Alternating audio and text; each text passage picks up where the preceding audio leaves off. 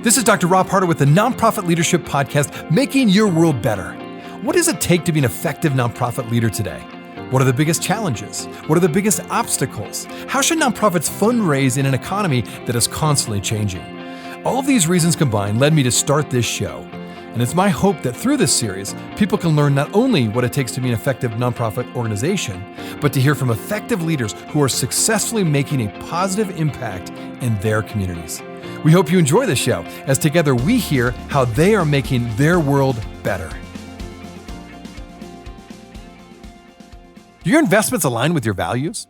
Well, now is the time to increase your triple bottom line to better people, profit, and the planet. Amalgamated Investment Services, a division of America's socially responsible bank, has a deep-seated commitment to effecting systemic change through investments. By specializing in triple bottom line impact, they can help navigate the common hurdles experienced by nonprofit organizations and foundations, from creating a sustainable policy statement to avoiding the all-too-prevalent greenwashing. If you'd like to join them in creating a more just and sustainable world, please visit amalgamatedbank.com/nonprofit investing. Securities offered through Infinex Investments Incorporated, member FINRA and SIPC. Amalgamated Investment Services is a trade name of Amalgamated Bank. Infinex and Amalgamated Bank are not affiliated. As a leader of a nonprofit, you know firsthand how important it is to have the right technology, tools, and strategies in place to achieve your mission. Well, that's where Heller Consulting comes in.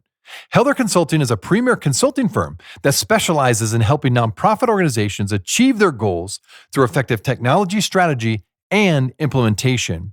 Whether you need help with technology roadmaps, CRM strategy, Salesforce, or Microsoft implementations, Team Heller has you covered. With Heller Consulting on your side, you can trust that you'll have the support you need to make the most of your organization's technology resources. Visit teamheller.com/NLP to learn more. Again, that's teamheller.com/NLP to learn more.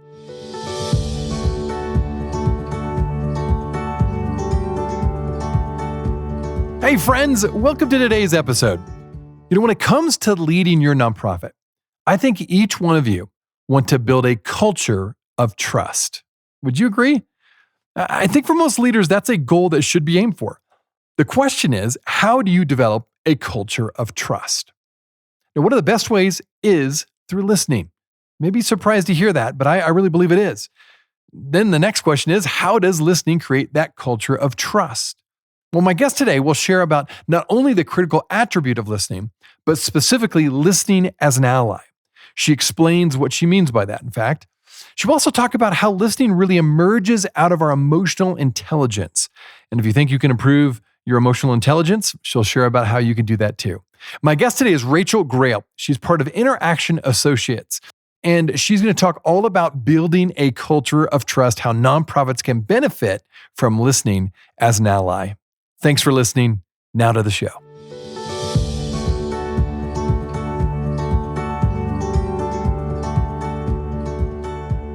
Well, Rachael, it's great to have you on the show today. Thank you so much. I'm delighted to be here. I really love your work. Well, thank you. No, thanks for joining us. And this podcast, as you know, is dedicated to helping leaders lead better. And listening is no doubt a critical aspect of high-performing teams. And our focus is going to be that today, is really on the power of listening and how you and I as leaders and the listeners that listen to my podcast can improve as a leader by improving their listening skills. And I'm really glad we're talking about this. I think this is one of those underappreciated values and skills that we need to have as leaders. And you specifically, Rachael, highlight the importance of benefits of listening as an ally. So maybe we can start out with that. Let's address, why is listening so important as a leader? Yeah, I love that we're starting here. And I love how you set it up, because I think it is kind of underappreciated, or maybe we take it as a given, or it's obvious. You know, it's widely recognized that this is important. A lot of people think that I do this all the time. I know the benefit of this. There's obviously a ton of data that supports this. And leaders specifically are in a unique position where they're tasked with the responsibility of the success of the organization, but they're often not the ones on the ground executing everything day to day. So they need to be able to listen to their teams so that their teams can know that the leaders are understanding what's going on. Teams need to trust that their leaders understand what they're going through when the leaders are making key decisions. So we've got all this data. I have this one study that talked about employees who believe that their leaders listen to them are nearly 5 times more likely to perform their best work. And Wow, that's that's a this really significant staggering, stat. 5 times more. yeah, Wow. 5 times more likely. So I think it's a really compelling data point, but also listening and being listened to is a fundamental experience, right? So we've all had these personal experiences where maybe someone that mattered to us wasn't really hearing us, and that can be frustrating and demoralizing. But hopefully, most of your listeners have had the experience where they did feel heard. And maybe even if the person didn't have a solution right away, they were able to stay in collaboration. And so they understand personally the importance of this. But I think it is kind of lost on people because I think in my work, I also, in addition to delivering trainings, I also work one on one with executives in executive coaching. And so I can tell you that when we start our engagements, leaders are often not coming to me and saying, "Hey, I want to learn how to listen better." They come to me and they say, "I want to get better at executive presence or strategy or influence." And so there's this idea that, like, I kind of know how to listen. But then when we kind of reverse engineer places where they weren't as successful in all of those skills around strategy or executive presence, what we realize is that if listening had been improved, they probably would have been more successful. That makes sense. Well, and as a leader, listening can be difficult. And so, as I kind of shout out to my podcast listeners, here's the bad news. Effective listening is hard, right? That's the bad news. The good news is if you struggle with it, you're not alone. So, as you're just sharing, you're an executive coach and you help people. And it is interesting that probably the presenting issue is not, hey, I need to be a better listener, as you said. It's something else, but it comes down often to the root of actually, if you listen better, you probably will lead better. So when it comes to nonprofits specifically, it can be even more complicated because we're working with various participants, right? Stakeholders, employees, volunteers, donors, boards, the community as a whole. And with this diversity of people that often most nonprofits work with, and they really are seeking to listen to, the expectations of the people that we're trying to communicate with can vary really widely. So, Rachel, how can my listeners, who are most of my listeners are nonprofit leaders in some kind of role or board members, how can they really improve their listening as an ally, especially understanding their context? hmm Yeah, you're absolutely right. Listening can be difficult, and you're not alone if it's hard for you. And as I mentioned, we do overestimate our abilities when it comes to listening. So before I get to how to improve, and I will get there, I think it's important to first understand some of the reasons why it's such a challenge, especially when you're dealing with multiple stakeholders who come from different backgrounds, and you may have a lot of previous experiences with them. So part of this challenge comes from the way that our minds work. We have these incredible meaning making machines that we walk around with that allow us to take in only the data that we need to move efficiently throughout the world. There's so much information coming at us that it's really helpful to filter some of it out, as I'm sure you know. But the trouble is that that can get a little carried away. So I'm sure many of your listeners are probably familiar with the ladder of inference, but I'll give a little bit of a brief synopsis about it. I think it's important. This was developed by an organizational psychologist. And so if you imagine a ladder, at the bottom of the ladder, there's this pool of data that you can observe. We can think of this as like reality. And as you go up the ladder, you select certain data, you make meaning out of it. That leads you to assumptions and conclusions, and finally to the actions that we take.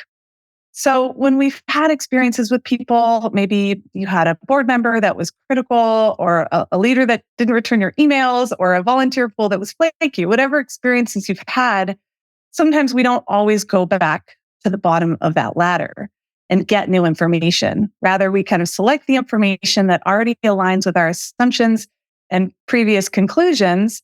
And so we're not really working with a full deck, so to speak.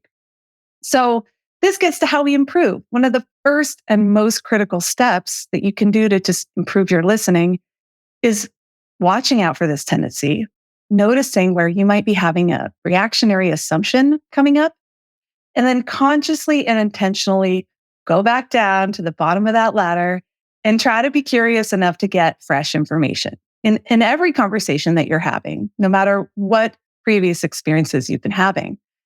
This can also be especially tricky when, as a leader, you have both a responsibility for the success of and a meaningful connection to the work that you do, as I'm sure is true for a lot of your listeners.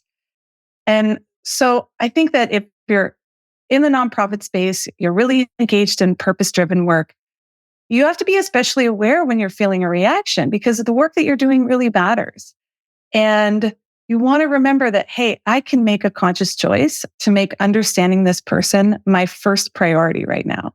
Doesn't mean that I have to let go of my position or agree with what they're saying, but I want to set aside that, we call that bracketing. Just set it to the side for a moment and try to really, really hear them, really understand where they're coming from. So that's the first step to getting better at it.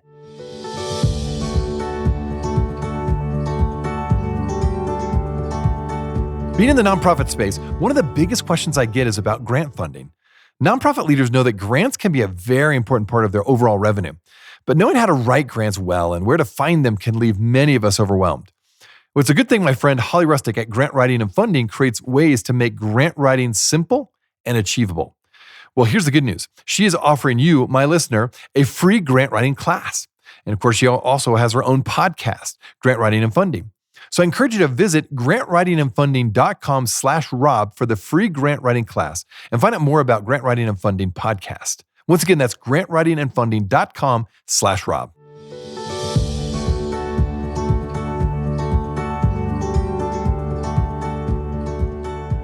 I like that bracketing. That's a great way to look at that. Well, and you specifically use this phrase, listening as an ally, which I like that phrase. But listening as an ally really is a communication practice, right? It's a well-established framework that you're getting into that provides a practical pathway, really, to help leaders navigate difficult situations as well as align with others. And I think that's what you're getting at. So talk a little bit more about that. Like what else besides bracketing and now really leaning in? What does it mean to listen as an ally? Mm-hmm. Yeah, we use this language, listening as an ally, because it stands in contrast to some of the other ways that we tend to listen, which can be as a judge or a skeptic or an adversary.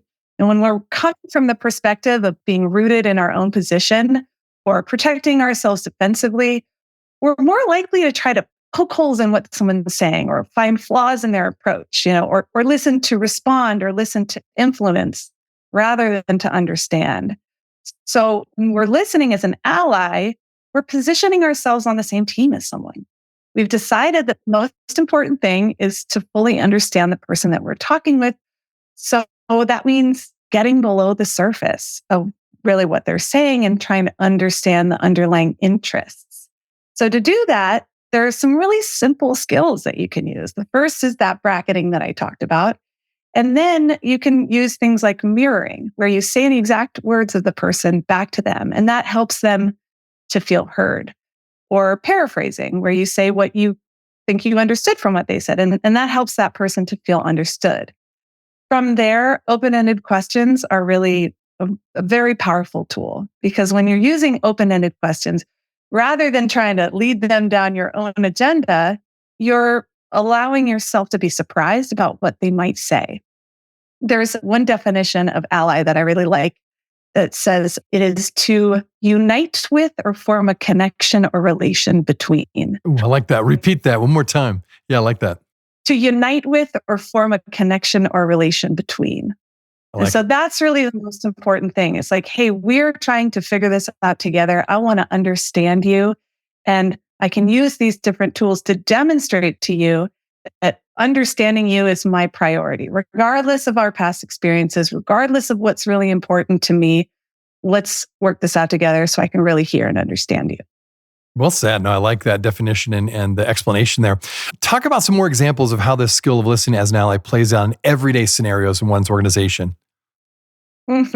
Yeah, well, I think that the times when it is most challenging to listen well is when everybody's stretched, a leader's trying to make sure that the metrics of success are met, the team is struggling to keep up and they're unable to do that. And so that's where listening often breaks down. And I have one kind of concrete example of this that I think demonstrates it well. This was a story of a friend of mine who was working with a food pantry. And at first, the leader was not listening well. And then started to use these skills. So there was a great transformation. And what happened was, as you know, onshore lines were getting really long, demand was really soaring. And so that was happening there. They had very, very long lines. And the leader managing the volunteers, their underlying position was like, my main goal is getting people service through the door, get them what they need. And we want to serve as many people as efficiently as possible. And that was hard to do with the volunteers that they had. So the leader was like, hey, come on, what's happening? Keep it moving, keep it moving. And what ended up happening is there started being attrition of volunteers. People just stopped showing up. And so the leader was like, wow, I need to understand what's going on here. So they used some listening as and allies tools. They went back to the bottom of that ladder and tried to discover what's going on. And what they learned when they got curious was that the volunteers that were coming did so not only because they believed it's a basic human right that people should be fed, but because when they were coming through the line, people wanted to share their stories. They wanted to share what got them there. And a lot of the volunteers had been there before. They wanted to share their stories and words of encouragement. You know, it can get better and you deserve to have what you need. And so there was this really beautiful thing happening below the surface that the leader wasn't aware of. And so when they started listening, they understood that and they were able to adjust their strategy to serve both the needs of the volunteers and of the people that they were serving. So that's one example. I think another kind of more general example that a lot of leaders face is just dealing with lots of different personalities. How do I help these teams work together with all of these different kinds of people? And being in the learning and development space, you know, there's so many different frameworks and personality profiles, and what's your Enneagram and your Myers-Briggs and DISC, all of that stuff. And those tools can be useful. They can help you guide your team and help people understand each other. But I think especially when you're in the nonprofit space and your teams are maybe more fluid than that, you've got people coming and going a lot. It can be really resource heavy. It can be hard. Not everybody knows what it means if you're a 3 on the Enneagram, and how do you support that? But if you can teach listening skills, this is kind of an evergreen, simple strategy that allows people to work better together, even if they come from different modes or personalities. So it's just a really agile tool that I recommend being like in everyone's toolkit. No, I like it. Both great examples for both of those. Learning to listen as an ally really emerges out of emotional intelligence. I think you point that out in some of your research. Now, some people call that a relational intelligence, but technically, I think emotional intelligence is the official word. Talk about that. I feel like that is one of those really important skills for a leader. And the fact that more I've been in leadership over the last several years, I feel like emotional intelligence perhaps is the most important. If you don't have emotional intelligence as you grow your organization, as you lead more people, it gets increasingly difficult to navigate, as you said, the different personalities, the different challenges. So talk a bit more about that. What's the connection between emotional intelligence and leadership, and then listening that emerges out of that emotional intelligence? Yeah, I love that. And I think you're absolutely right. It is one of the most important things. Of course, there's data that supports that too. There's this Harvard Business Review study that showed EQ accounts, you might be familiar with that EQ accounts for nearly 90% of what sets high-performing leaders apart from their peers. There you go, 90%. I don't know if that came out of Daniel Goleman's, he had a good book on that, but that's amazing. That's a huge percentage. It's a huge percentage. So we've got these soft skills, but hard data that show how remarkable it is. And I think too, on a more personal level, like if you're a leader, everything that you have to do relies on other people. So, you've got to be good at vision and strategy and able to influence and communicate, but your relationship to others is what's going to get all that done. So EQ has these two components. You've got the intrapersonal, do I understand myself and how I'm feeling? And then can I make choices about my actions that are intentional and not compulsive? And then we have the interpersonal component. Do I understand you? And can I act in such a way that has a positive impact on how you're feeling and the actions that you take? So leadership it's powerful, but it's also really vulnerable because as leaders, we rely on our teams. We're not able to be effective without them. And so emotional intelligence allows us to be tuned into what's going on with our teams and have that intentional positive influence. And the listening skills is kind of, I love the book by Daniel Goleman. I think it really highlights it very, very well. But where it gets a little tricky is like, okay, so how do you do this? How do you tune into your teams? We know we need to, but how do we? And listening again, it's like that sort of overlooked, but it's the sort of water that we have to swim in if we want to be able to have both that intra and interpersonal understanding. We'll be right back. Do you want a clear step-by-step system to write grants so that your nonprofit secures funding in a stress-free manner? Well, check out the free grant writing class, How to Write Winning Grants in 7 Proven Steps. You will walk away with 7 nuggets of grant writing clarity and a free action workbook so you can start writing higher quality grants today. Just watch this free class now at grantwritingandfunding.com/Rob. Again, that's grantwritingandfunding.com/Rob. Do your investments align with your values? Well, now's the time to increase your triple bottom line to better people, profit, and the planet.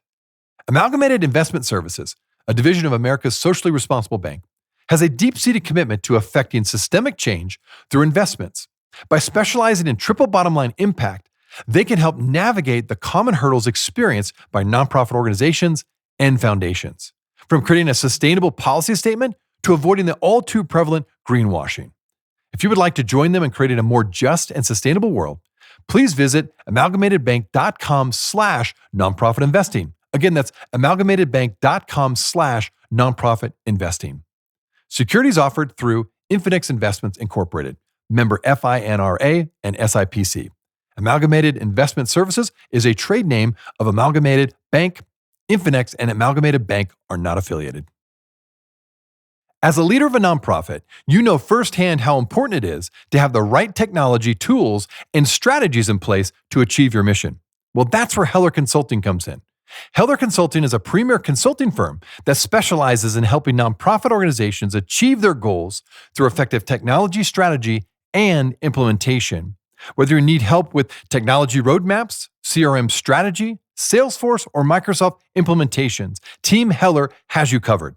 With Heller Consulting on your side, you can trust that you'll have the support you need to make the most of your organization's technology resources. Visit teamheller.com/NLP to learn more. Again, that's teamheller.com/NLP to learn more.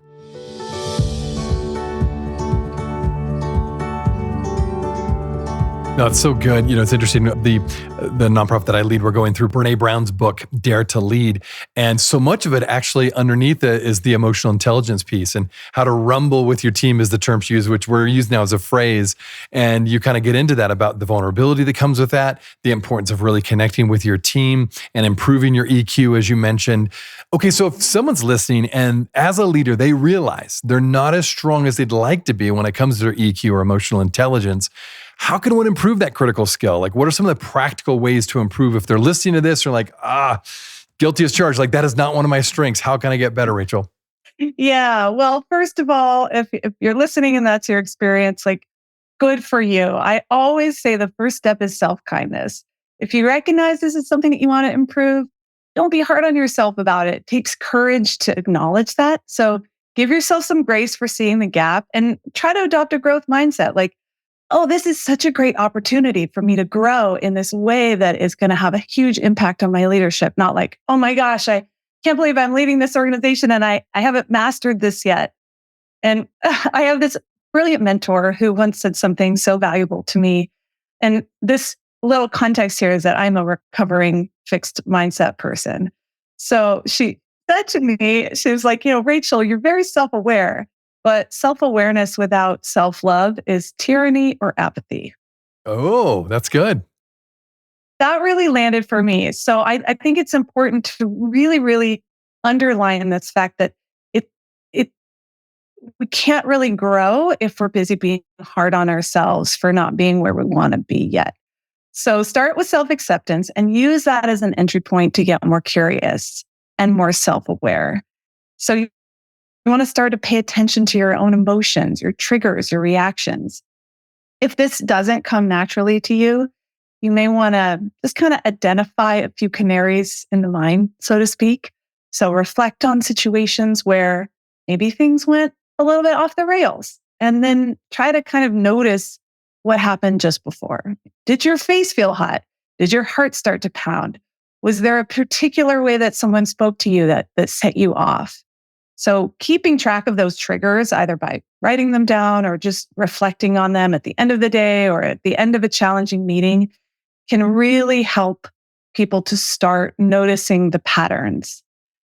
There are a ton of great resources on this topic, of course. So whatever, your learning style is, podcast, books, even apps, I recommend.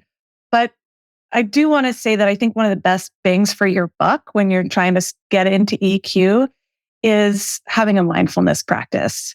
And it doesn't have to be complicated. It doesn't have to be like you sit down for an hour and meditate, but it's just an opportunity to sit with yourself and see, how am I feeling right now? And what am I reacting to? And so if you're just starting out, I think Headspace is a great app for that. It can really be, it's nicely scaffolded. So awareness, self-awareness it's kind of where we start from. And then we want to start to practice this listening as an ally skills, especially, and I cannot stress this enough, in low stakes situations. Okay, explain that. Yeah, talk about that. Well, it's so much easier to really hear where people are coming from when we're not super fired up about the topic. So practice in little ways, like, can I really listen to what my partner wants for dinner tonight? Can I really listen to, there's lots of small ways where you can start practicing mirroring and paraphrasing and checking out your assumptions with people and noticing if you're having a reaction, noticing if you have an assumption, if you're not going down to the bottom of that ladder. And then when you build a habit of that, it becomes easier in higher stakes situations. And the third thing I would really recommend is seeking feedback from people. So you can reach out to mentors or people that you trust and ask them, what is your experience of me and my emotional intelligence? And if they give you some examples of real time events, you might be able to start to see patterns and notice places where you're stronger, places where you're a little bit more challenged. And then you have a little bit more awareness going into those situations. So really just remember that as you're practicing this requires resilience. That's why I like to start with that self-kindness piece and the perspective of a growth mindset. And remember, this is a skill that can be learned and developed. So give yourself some grace when you stumble. The stumbling is an invaluable part of the learning process. Well said. Couldn't agree with you more on those points. Really like that. Well, the end goal at the end of the day of effective listening for nonprofit leaders is really to cultivate a culture of trust in the organization, right? The goal is for leaders, you really want to create that trust environment. Building and cultivating that trust is so critical. So any last thoughts in terms of how leaders can best create that culture of trust? Mm-hmm. Well, I love that you brought up Brené Brown and Dare to Lead, because I think she does this really, really well. And she talks a lot about, first and foremost, leading by example, demonstrating vulnerability and showing the willingness, like, hey, I'm trying to learn how to listen as an ally here. I really want to understand where you're coming from. Make the invisible visible in the way that you're sharing that and talking about that. That demonstrates to people through that transparency that you value where they're coming from. So bringing in that vulnerability, that willingness to be transparent is really huge. And then I think obviously, I see the power of these listening as an ally tools and how it helps people feel included. It demonstrates that everyone's perspectives are valid. It encourages people to share their ideas, their concerns, their opinions without fear of judgment or retribution. And so you get a more courageous, trusting environment.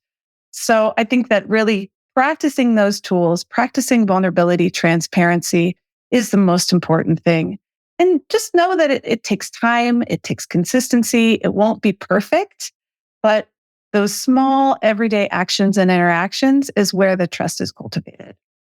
No, well said. Well, this is good. I'm sure my listeners want to find a little bit more about you, some of the research you've done. So how can that happen? How can listeners meet you, connect with you, and or find out a little bit more about what you do? Yeah, thanks for asking. Well, I would love to talk with anybody about this topic. As you can tell, I'm really passionate about it. And I just really believe in the power of people to learn and get better. So people can reach out to me on LinkedIn.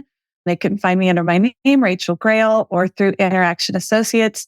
We've got a ton of great resources on our website, interactionassociates.com, and lots of great colleagues there as well that you can find on our About page. And so there's just a wealth of expertise and resources, and we're all really eager to share and support your leaders and the great work that they're doing in the world. So I'd love for anyone to reach out.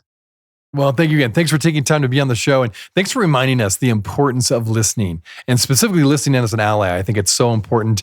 Can't be emphasized enough. So thanks for sharing your insights. Yeah, it's been my pleasure. Thank you so much for having me. Hey, friends. Well, I wanted you to know that this podcast can be found on iTunes, Spotify, Amazon, Google Podcasts, and wherever you listen to other podcasts. I also want to encourage you to like, subscribe, and share this podcast with others. This will actually help us get this great content out to more nonprofit leaders just like you. You can also join the Nonprofit Leadership Podcast community. Find other resources and interviews of past guests all on my website, nonprofitleadershippodcast.org. Well, thanks again for listening. And until next time, keep making your world better.